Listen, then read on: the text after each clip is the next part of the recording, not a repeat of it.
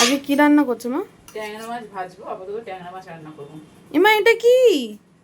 এটা কি বলতো? এটা সর্ষের গুড় তেল। লাগছে তো। না, তুমি এটা গুড় দিয়ে ভাজবে? না, এটা সর্ষের তেল রে। এটা তেল? হ্যাঁ, ফ্রিজে আমি রেখে দিয়েছিলাম, অনেকটা তেল আমি ঢেলে ফেলেছিলাম। মানে বাবার তেলটা আনতে যাচ্ছিল, হ্যাঁ। জারটা দোকানে নিয়ে গেছে, তো এতটা বেশি ছিল, আমি ঢালি এতে ঢেলে, আর বাদ বাকিটা এতে ঢেলেছিলাম। হ্যাঁ, তারপর এই দেখ, এটা তেল মনেই জমে হচ্ছে না গিয়ে তো। ফ্রিজে ছিল, এটা 2 দিন ফ্রিজে ছিল। মা গলেও গেল তো, ফ্রিজে রাখলে কি এরকম জমে যায় নাকি? হ্যাঁ, একটু মশলাও পড়ে গেছে এর উপরে। ফ্রিজে রাখলে জমে যায় আমি জানতাম না রে, কিন্তু সাদা তেল ফ্রিজে ছিল, একবার রেখেছিলাম ফ্রিজে, সাদা তেল কিন্তু জমেনি। দেখ এটা জমটা দেখ। এই দেখ। এ মা, এ তো তেল তো ভালো না মনে হচ্ছে। আমি জানি না ভালো কি মন্দ, কিন্তু এই প্রথমবার দেখলাম এরকমভাবে তেলে হচ্ছে। এই তেলটা তো ঠিক আছে।